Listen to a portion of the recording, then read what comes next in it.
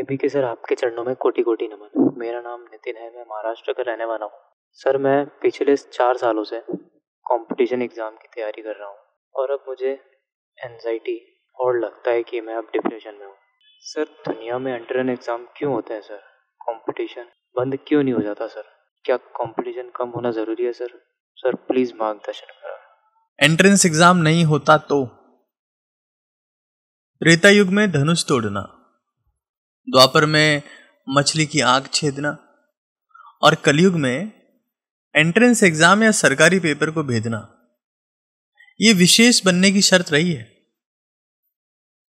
चाहे भगवान का भी युग आया हो तब भी इम्तिहान तो देने पड़ते हैं।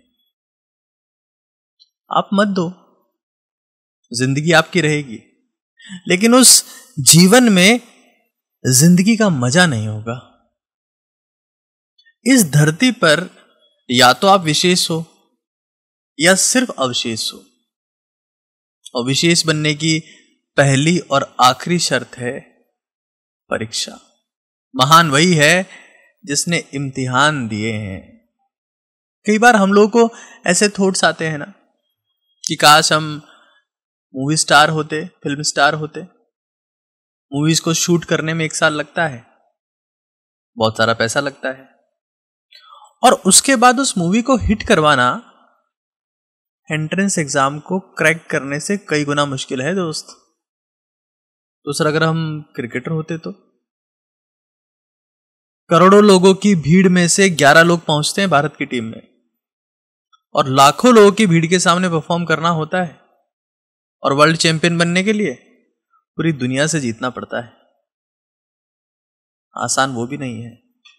तो सर, अगर हम पॉलिटिशियन होते तो न जाने कितने झूठ बोलने पड़ते हैं, दिन रात भागना पड़ता है, खाना भी रैली में दौड़ते दौड़ते खाना पड़ता है। आसान नहीं है, कुछ भी आसान नहीं है।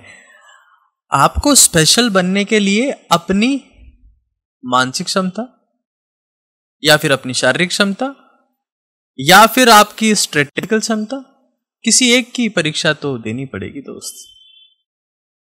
अगर तुम्हें जीवन में जिंदगी चाहिए तो इम्तिहान तो होगा। अभी मैं देख रहा हूं कई लोग फेल्योर के डर से साइकेट्रिस्ट के पास में जाते हैं, मनोचिकित्सक के पास में जाते हैं कि डर लग रहा है, एंग्जाइटी हो रही है, ओसीडी हो गया, डिप्रेशन हो गया, स्ट्रेस हो गया। तैयारी फेल्योर की ही करो, और जीतना चाहते हो तो सिद्धू बन जाओ। स्लीप यानी कि सोना है, और राजा वाली अगर नींद चाहिए तो मजदूर की तरह मेहनत करो पूरे दिन। 20 मिनट सीढ़ियां चढ़ो, पसीना बहाओ, किताबें पढ़ो जो आपके कोर्स में है, सिंसियरिटी के साथ में। रात को अपने आप नींद आएगी। जो कामचोर होते हैं ना, शारीरिक रूप से और मानसिक रूप से, वो नहीं सो पाते। सोना आसान नहीं है, और आपकी जिंदगी का असली सोना तो स्लीप ही है, बाकी वो पीला सोना तो नकली है। तो सिद्धू कैसे बनना है? Sleep, exercise, diet, breathing. जिसकी सांसें गहरी है ना, वो शांत होगा, और जो शांत होगा वो जीत जाएगा। और जिसकी सांसें उथली है, शैलो है, उसकी समझ भी उथली होगी, और उसकी जिंदगी में सिर्फ उथल पुथल होगी।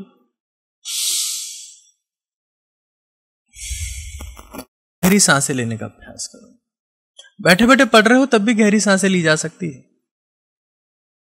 पता है, परीक्षा की तैयारी करते करते कई बार हम लोग यहां पर इतना स्ट्रेस लेते हैं कि हम किसी नई बीमारी से जूझने लगते हैं, और वो बीमारी फिर एंट्रेंस एग्जाम से बड़ा इम्तिहान बन जाती है, जिसको क्रैक करने में पूरी जिंदगी क्रैक हो जाती है। ऐसा मैंने हजारों बार देखा है। एंट्रेंस एग्जाम की तैयारी में इतना स्ट्रेस आया कि अब 20 सालों से दवाइयां ही चल रही है। रिलैक्स रहो, लेकिन ये जान लो यहां परीक्षा देनी पड़ेगी, क्योंकि या तो आप विशेष हो या फिर अवशेष हो, और ये त्रेता युग से चल रहा है। भगवान श्री राम के युग से, क्योंकि भगवान तो वही है ना जो इम्तिहान पास कर ले, जो हार जाए वो इंसान है। लेकिन वो इंसान जो इम्तिहान जीतता जाए वो एक दिन भगवान बन जाता है। तो रिलैक्स रहो, शांत रहो, सिद्धू बनो और तैयारी फेल्योर की करो, तुम जीतोगे। रोते रहोगे तो कुछ नहीं हो पाएगा, क्योंकि दुख में आंसुओं को भी आंखों से बाहर निकाल दिया जाता है। ऐसे लोगों को कोई नहीं रखना चाहता अपने पास में, जो दुखी हैं, जो परेशान हैं। ये तुम्हारी जिंदगी है। जितने ज्यादा इम्तिहान पास करोगे ना, उतनी ही बड़ी होती जाएगी।